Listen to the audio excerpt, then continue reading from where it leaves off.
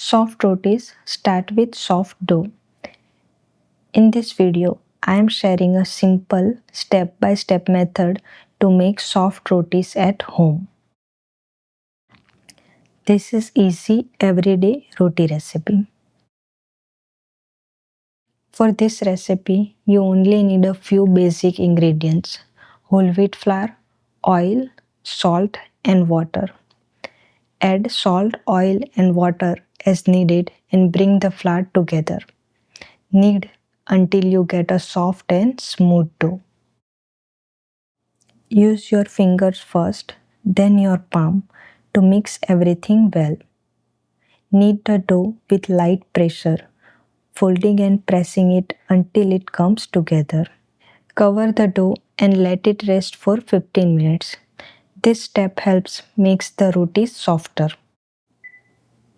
After the dough has rested, knead it again lightly for a few seconds.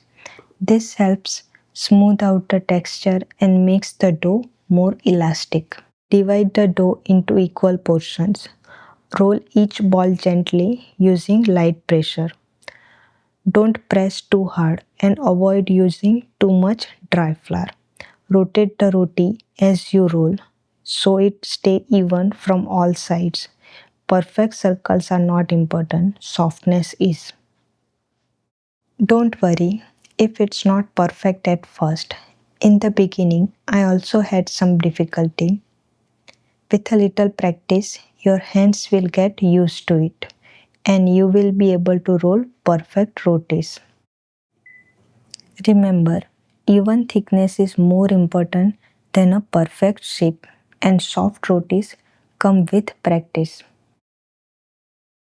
Heat the tawa well on medium flame before placing the roti. Once hot, place the rolled roti on the tawa and let it cook until small bubbles start to appear. Flip the roti and cook the other side until light brown spots form. If you are cooking on an induction cooktop and don't have an open flame, you can still puff up rotis easily using a wire roaster.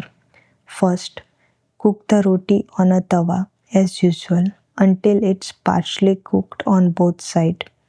Now, carefully place the roti directly on the wire roaster over the induction surface. The direct heat allows steam to form inside the roti, which helps it puff up naturally. Keep the heat at a medium level and avoid pressing too hard.